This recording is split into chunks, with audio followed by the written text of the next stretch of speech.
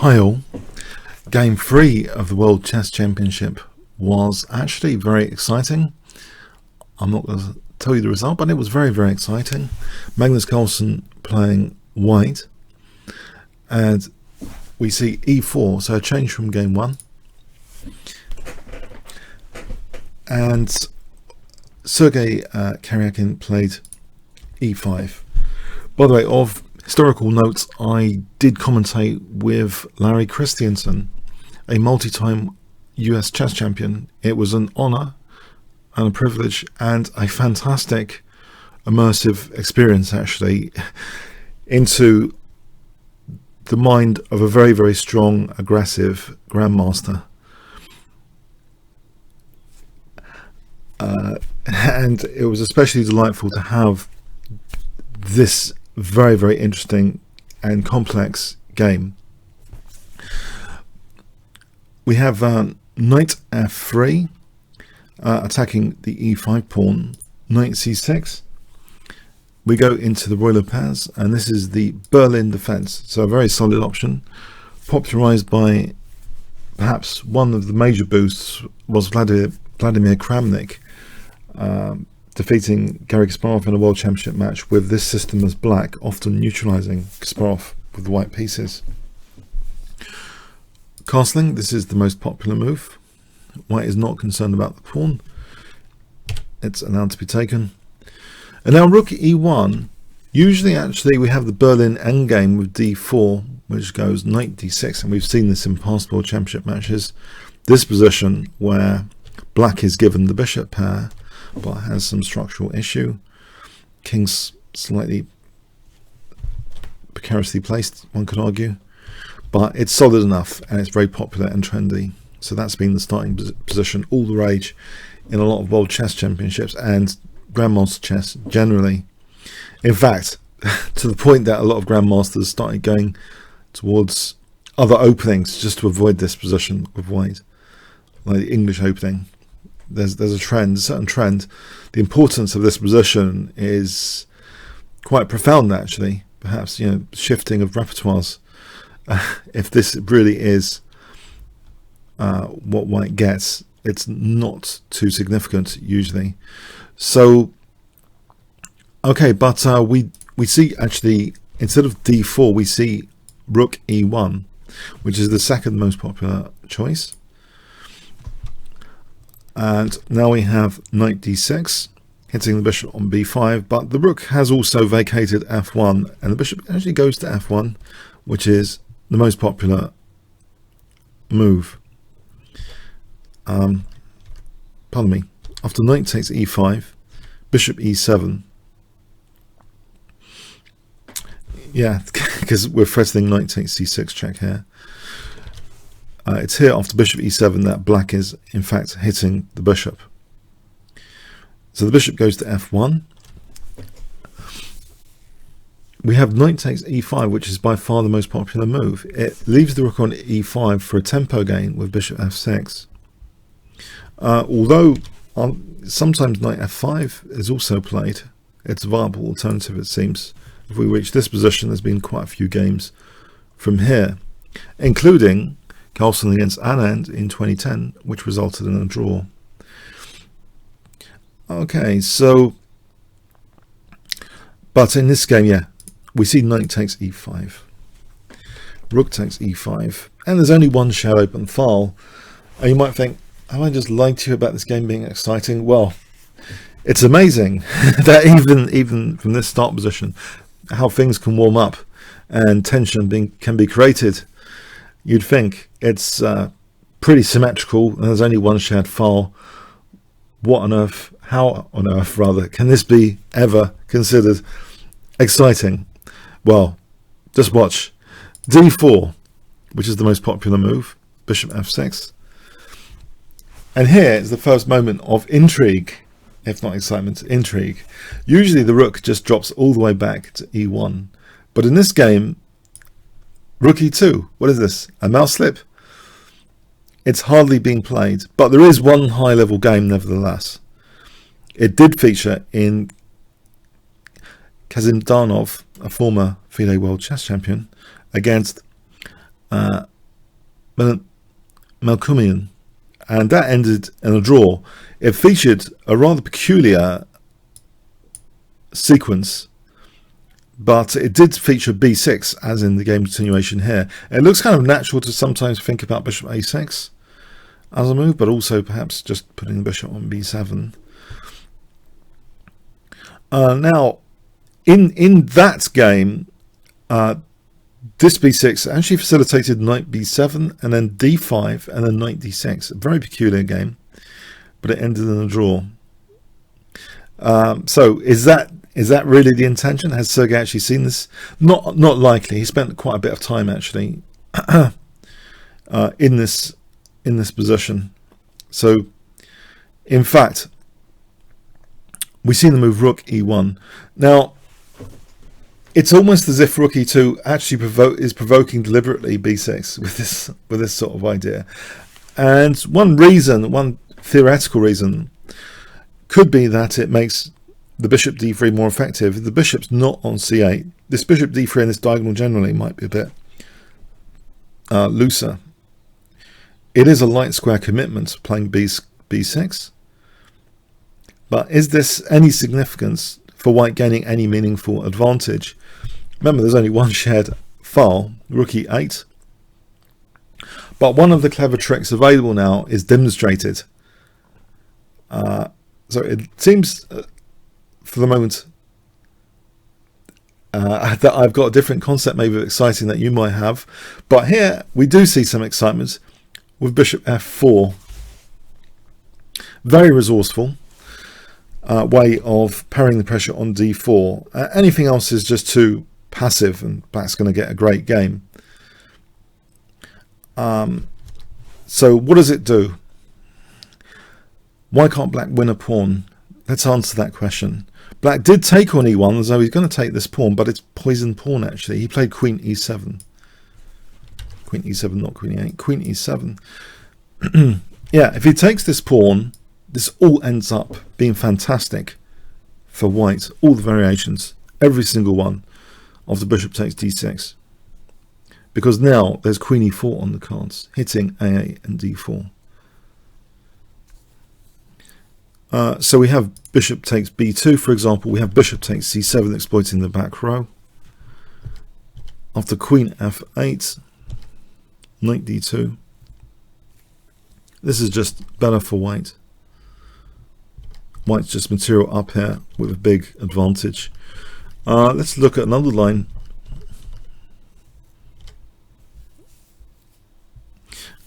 Here, c takes d6. The thing is queen e4, double attacking a8 and d4. Now if queen f6, we just back row mate. The queen can't move. He's got to protect that back row. She's got to protect that. If bishop takes b2, we take the rook. And the thing is, there's a nasty pin here. If here we play bishop a6, and white's just a piece up. Can you take with the bishop or the queen? Just a piece up there. Yeah, all the variations are just bad. This can't be taken because of this sequence. Bishop takes d6. Yeah, queen e4. So there's the first little trap of the game, and indicates that maybe rook e2 was preparation, not just a finger slip to e2, and it should have gone to e1. Yes. Okay, so queen e7 was played, bypassing that stuff. Now knight c3, and it looks as though white's got a certain initiative here. Knight d5 needs to be parried, and it is with bishop b7.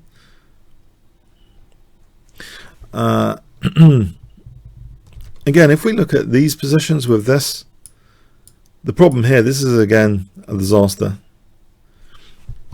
Bishop takes back row. The knight's also holding e8, but not anymore. Yeah. So, okay. No, we see the karma bishop b7 holding that d5 square. Queen takes e7. Bishop takes e7. Has white got anything? a4. But this is a very interesting move. Not just a5 is threatened, but sometimes rook a3 could come handy later for some sort of infiltration. If it's just this shared e-file, it's interesting to look at other ways of infiltrating black later. So could be handy. We see a6 just to parry a5, because now b5 would be fine for black. This would be fine, keeping it closed and solid. We have g3. This is a very interesting move. Two ideas, not just one. Two for the price of one move. Bishop g2 weakening the light squares. Maybe later than knight d5 after that, where it's difficult to evict the knight with c6 because b6 is loose. But also bishop h3 tying the rook down to d8, and then we can use the e-file. And then it gets slightly awkward, this e-file. If the king moves, then there are some other opportunities emerging. For example, bishop e5 threatening bishop g7 and rook e7. So yeah, there's these two main ideas here, bishop g2 or bishop h3. Very interesting. And actually, there's a radical solution to this, which is played. Radical forcing move, which looks a little bit loose on the light squares, particularly f5, g5 is played, but it is really quite energetic. And maybe what the doctor ordered here. If we look at this position after g3, if black doesn't do g5, yeah, it's going to be running into some issues, basically, of being tied down, with white having the e-file and bishop e5 provoking f6. It's nasty. So this is a very radical solution. Now, if the bishop goes back anywhere, it's just fine for black, because d4 is vulnerable. Without c3 as a natural defense, d4 is vulnerable here if the bishop doesn't take on d6. Example, bishop d2, it's really quite poxy looking. Bishop f6, bishop d3. Okay, this can be played because of g5, but now it's looking as if, yeah, the bishop should have gone to e3. So let's go with let's go with bishop e3 as the main move, right? To defend d4. But f5, the problem is f5. And yeah, black is doing fine here. It's, say, bishop g2. We could just take this, and black could then play c6. And yeah, black's fine here, parrying knight d5, and also has knight c4 as an option. So bishop e3 is not too palatable. The only way it seems is to give up the dark square bishop. I know it hands black the bishop pair, but there's other things going on here. There's other aspects of the position to focus on, like the weakened light squares. So we have takes and bishop g2 trying to weaken these light squares. Black just takes on g2. If he tries to avoid this, actually it gets pretty passive. For example, a5, b5, knight e4 hitting the bishop, knight c5. Black's going really passive here with the bishop pair. This is to be avoided. Although it might be tenable, it looks very grovelly indeed.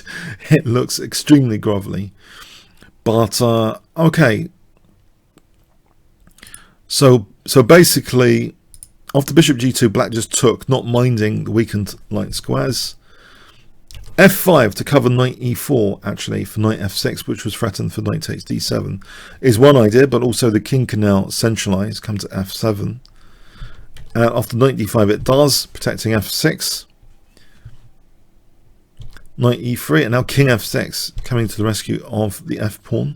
It's plausible f4, even though it looks like a committal forcing move you wouldn't want to play. It seems as though this might be plausible, this position here. Even if white doubles there, this rook and pawn ending is not entirely convincing. White, I'm not sure white has anything but a tiny advantage there. But we see the king coming up. No need necessarily to play f4. Knight c4. Now, here is where I thought the game was going to take a rook and pawn ending turn and a quick draw. Around about move 30, which is the legal move limit. There needs to be like 30 moves played. So the reason I thought this is bishop might not necessarily have to move, even though it looks a little bit ugly, this position. How does white actually win this rook and pawn ending? Let's go with this. Rook c8, rook b3, and the key move here is rook c6. And this looks like a completely drawn rook and pawn ending. If ever d5, the e5 square is weakened. Example, d5 takes, king e5. This position, it looks like a slot racers, which I used to play with my brother on the Atari, slot racers type position, where basically it looks as though it's dead drawn. It looks absolutely dead drawn. And for whatever reason, maybe it didn't like the look of the structure just visually, the bishop was maintained with bishop f8, keeping the tension going in the game, which is good for the spectators and commentators. So rook e1 was played. Knight e5 is no big deal, by the way. Even bishop d6 can be played here. For example, taking, no big deal. This position, even if black's temporarily a pawn down, white's pretty unstable and ends up losing the pawn back. Yeah, so knight e5 is no big deal. Rook e1 was played. Rook d8 in advance of knight e5, just to be able to play bishop d6. So it's protecting d7 in advance. Asking white, what have you got? f4 is played. Committal fixes f5. And sometimes there's an opportunity if g4 to play h3 and maybe use the h file. We have g takes. So is Magnus aiming for king f3, for rook g1, for rook g5, this sort of thing? Maybe f5 is still a legitimate target. As far as targets go, it's a light square target away from the bishop. It is possible for the knight to attack all sorts of squares, being on a tricky knight. We have b5, trying to activate potentially black's rook on the a file. A takes, knight e3, targeting of f5 begins. Knight d5 is addressed here with c6. We've now got, by the way, 3 shared files. This is what I mean. The game literally has exploded into a more exciting territory. From 1 shared file to 3, where this rook can try and come down here, this rook can come around here. It's chaos has broken out. Chaos theory. Okay. We have king f3. So now there's opportunities of rook g1 to g5.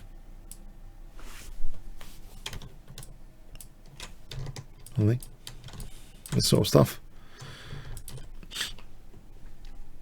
Okay, we have rook a8, yes.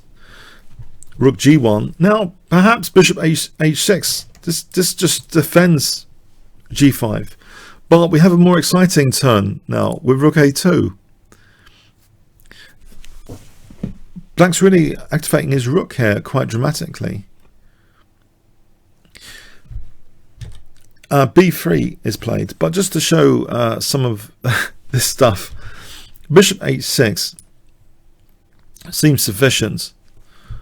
Actually, I'm not sure entirely what white is doing there. h6 might be a little bit on the dodgy side. Might be because of h4 with the idea of h5 and rook g6. But it seems black has an activation plan here available and can potentially swing all across here. For example, b3, c5 to try and disrupt and get across here. This position causes disruption. For example, h5 is not working too well. Example, c takes, check, takes, rook h2. The rook's getting active. And this position is just drawish again because perpetual attacks on h5. Yeah. So it seems as though this is really interesting, rook a2, for the idea of c5, just trying to really activate this rook across that 7th rank. Pigs on the 7th, as they're sometimes called, because they're greedy, these rooks, when they're on the 7th. And it's got a lot of stuff to pick up, but it might need the help of c5 to do it. We have b3 and immediately c5. Yeah, just trying to get a very nasty pin is the first thing. This would be a very nasty pin if d takes. But Magnus bypasses that. No, he doesn't like self-pins, funny enough, usually. On principle, I would imagine. But this is based on the obviously very specific nuances of the position now. Rook g8. Yeah, neither d5 or d takes is sufficient. On d5, h6 to parry rook g5, rook g8, king f7. This position, white's made a slight improvement, you might think, but rook a3 has a persistent idea of c4, and if knight takes f5, c4, the rook can activate like this, and this position seems black's fine here, should be fine here. Black's succeeded in activating the bishop. Yeah, it should be fine. So basically, yeah, just to cover this pin is just pointless as far as white's concerned. This is just very drawish. So yeah, c5. Okay, we have rook g8 though. This is the most promising try. King f7, rook g2. So saying to swap basically the d4 pawn for f5. And the thing is, black can't invite d takes c5 here. There's no longer a pin, if you notice. So if king f6, this is like a mistake. D takes, bishop takes c5. Key difference, no pin. Knight's free to move, and in fact it can move spectacularly with, can you see, if I give you 5 seconds, what would white play here? Right, knight takes f5, nice tactic. Yeah, this would be very good for white to win. So yeah, interesting with rook g2. So we have this swapsy, c takes d4, knight takes f5. Yeah, I know black's got a lot of pawn islands, and in fact sacks a pawn here to wreck white's pawn structure. The thing is, this is really a vulnerable pawn. If bishop c5, king e4, white's much better. So black takes the opportunity to do a pawn sack, and for the first time white is up in material. A pawn up. Is Magnus going to convert this? Rook a1 with the idea of rook b1. If he can get this b pawn, then obviously this b pawn is also dangerous. This black b pawn becomes dangerous. We have knight d4 protecting and attacking. b4 getting out of that attack. Rook g5, it seems a very flexible move. Rook h5 might be handy. Rook d5 might be handy for this one. There's a lot of pawn islands to attack. Or the third one over here. There's a lot of pawn islands to attack. Flexible move. Rook b1. We have check. Rook b5. Check.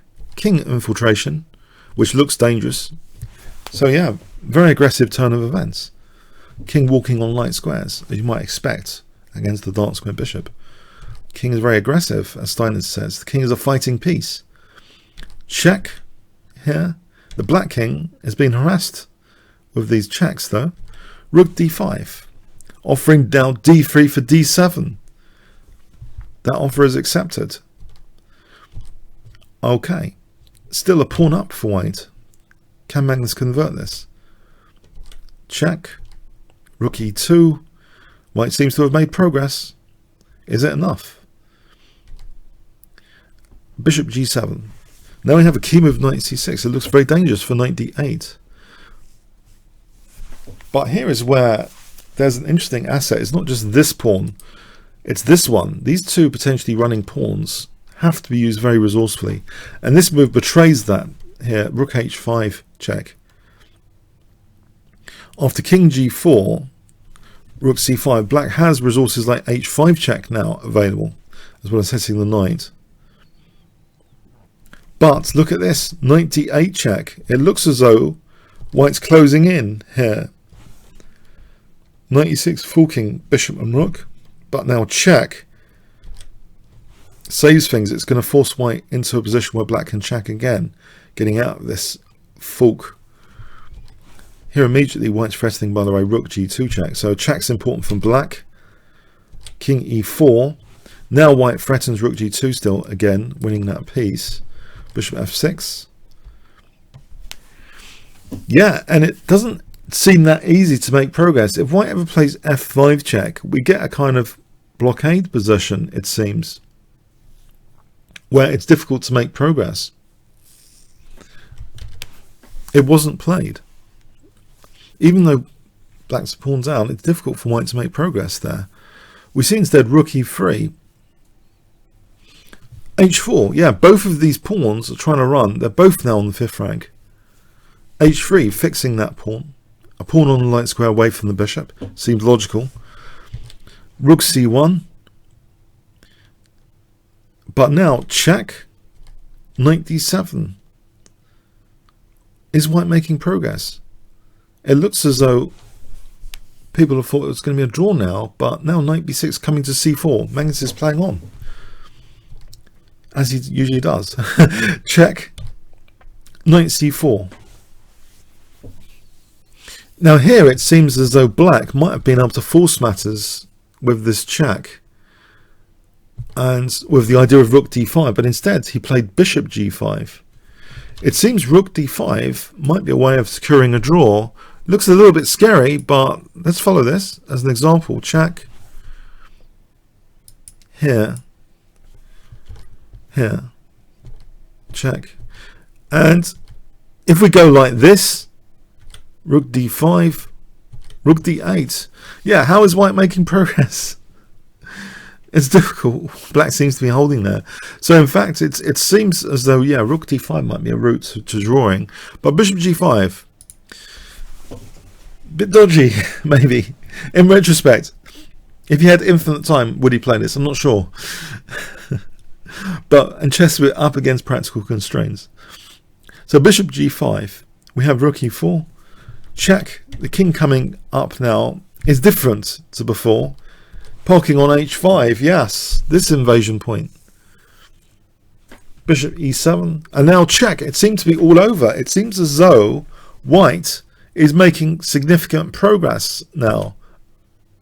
At move 66, check. And now this move, rook e6, looks very strong for knight e5.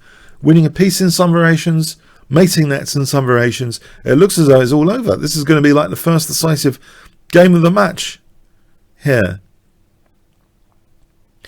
We have rook takes h3, check, and isn't black losing a piece? Wherever way he plays his king, isn't he losing a piece?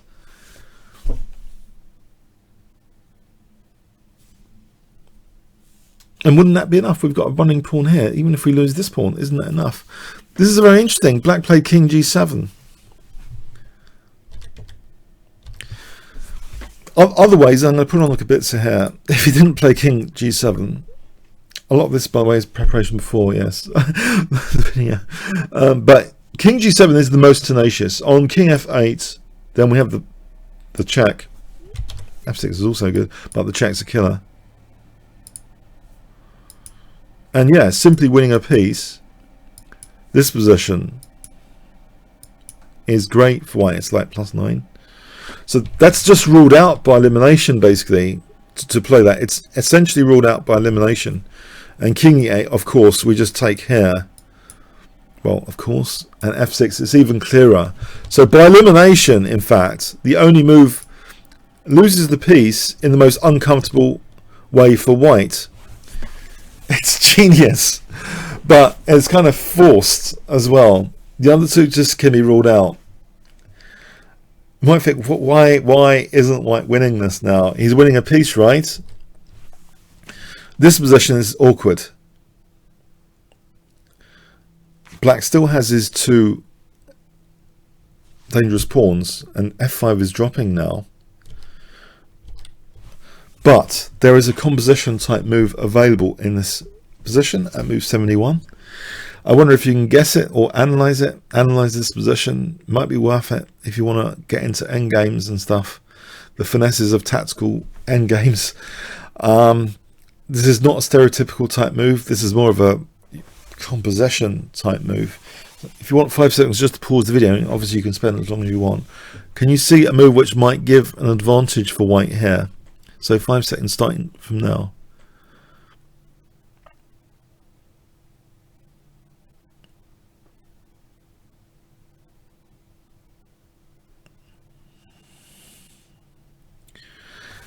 It wasn't played, okay? Rook e1 wasn't played. Knight a5 was played.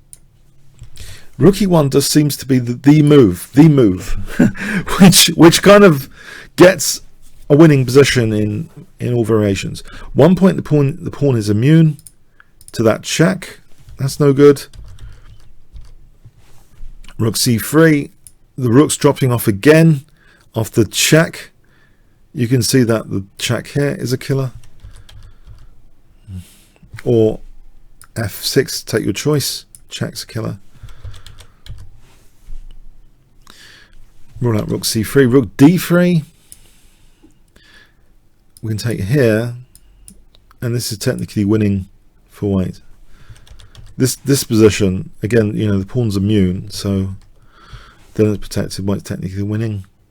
Rook h2. Take here, check, rook f3, and again it's kind of technically winning for white. So it seems this move rook e1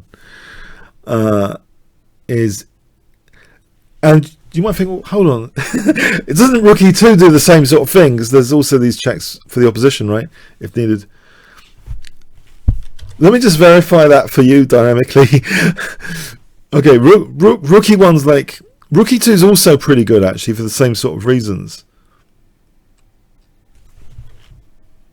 It's also a big plus. You know, rook e2 might be good as well, actually, to be fair.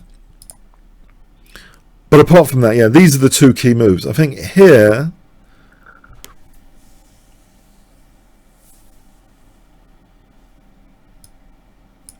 also, I mean, it's dangerous as well. Same sort of stuff.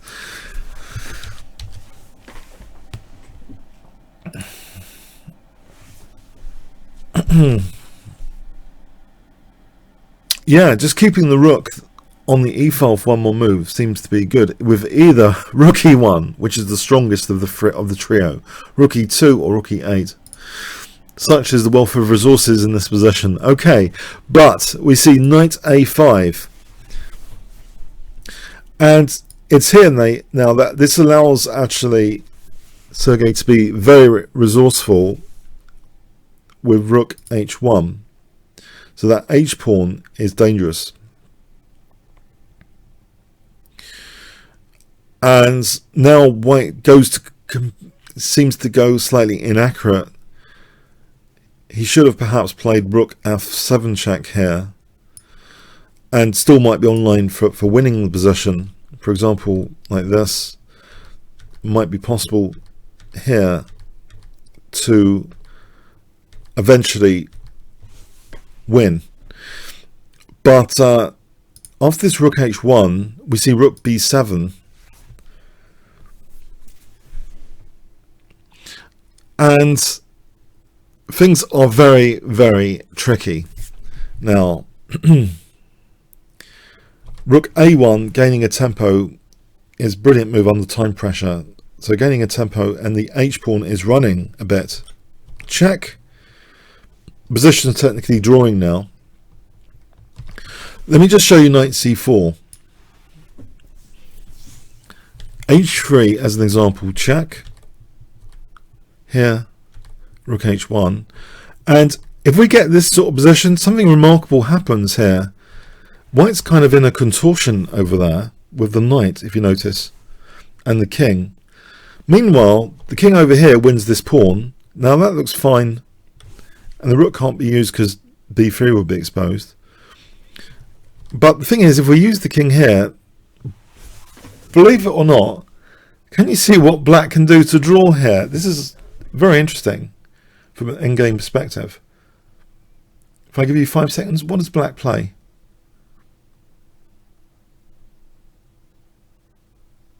Okay, rook d3. It seems to force a draw because the king's too far away. We just take here, and this pawn is enough to draw.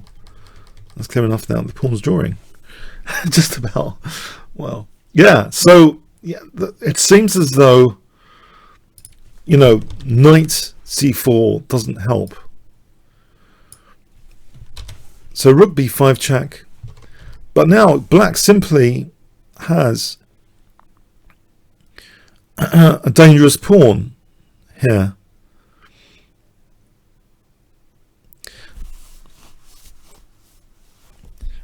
A very dangerous pawn. White takes on b4. Yeah, you can't. That wouldn't be a good move. It's checkmate. So he takes on b4, king g3. And the knight's hanging here now. And the pawn's coming down. It's got a gravitational pull here, the pawn.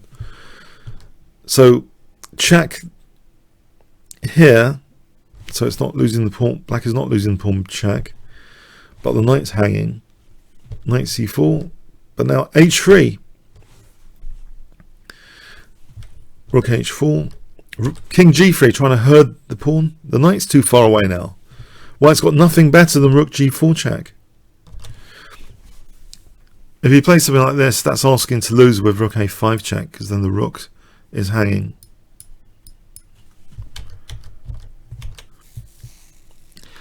So yeah, rook g4 check, king f2. And draw.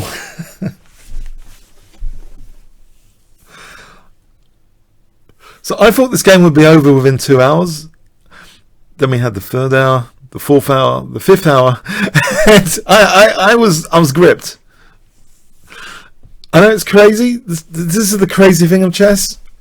You'd think with simplification, it's not. It's the nature of the simplification. It's the imbalances that are created, which make even simplified positions interesting. It's the imbalances.